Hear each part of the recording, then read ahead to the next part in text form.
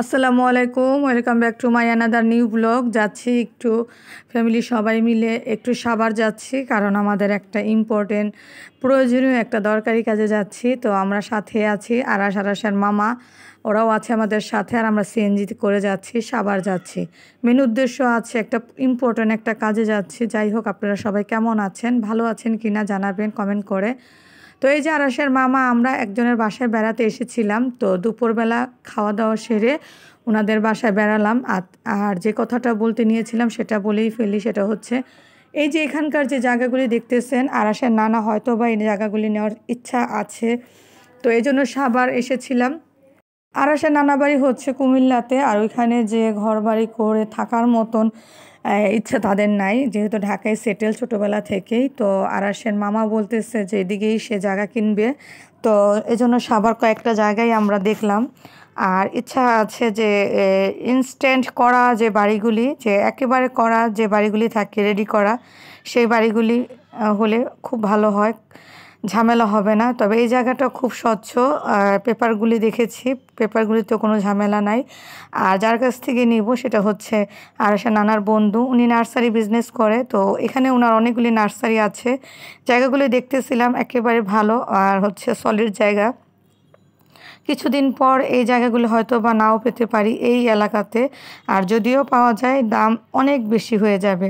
যাই হোক, উনি চাচ্ছে যে একটা সলিড জায়গা নিয়ে নিজে একটা নিজের জায়গার পরিমাণ অনুযায়ী সে একটা মন মতন বাড়ি করবে, যেন ওনারা নেক্সট সময় থাকতে পারে আর কি। সবসময় তো আর ভাড়া থাকা পসিবল হবে না, ওর মামাকেও বিয়ে করানো হবে, সংসার হবে। তো ঢাকায় সেটেল হতে চাচ্ছে, যেহেতু আরাসের আম্মা ঢাকায় বিয়ে হয়েছে, বারবার তো আর কুমিল্লা যাওয়া যাবে না।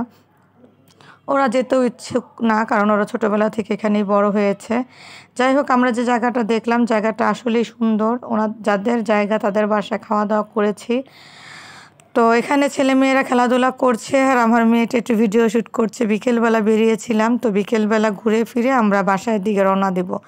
যাদের বাসায় এসেছিলাম তাদের বাসার ভিডিও এটা। এই যে হাঁসের বাচ্চাগুলি দিয়ে খেলাধুলা করতেছে আমার ভাইয়ের ছেলে, কারণ এত ছোট ছোট কিউট কিউট হাঁসের বাচ্চা কখনোই আমরা দেখা হয় না, হয়তো টিভিতে মোবাইলে দেখা হয়, রিয়েলভাবে আমরা দেখতে পারি না। আর হচ্ছে আরাস কিছু কৃষ্ণচূড়া ফুল এনে আমাকে দিল, কৃষ্ণচূড়া না যেন শিমুল ফুল, দুইটার একটা হবে। এই যে নার্সারি, ওনার বাড়ির ভিতরেই নার্সারি বিজনেস, যাদের বাসায় এসেছি আর কি।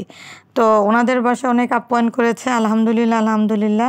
ওনাদের ছেলের বউরা এক একজন এক এক রুমে থাকে, আর যিনি জায়গা বিক্রি করবেন, মূলত ওনার বাড়িটাই এটা, ওনার ভাগিনার জায়গা, উনি বিক্রি করে দিচ্ছে আর কি। এই যে হাঁসের ছানাগুলি দেখতে এত ভালো লাগতেছে, কি বলবো, আমাদের আরাস ওদের পিছনে পিছনে ঘুরতেছে।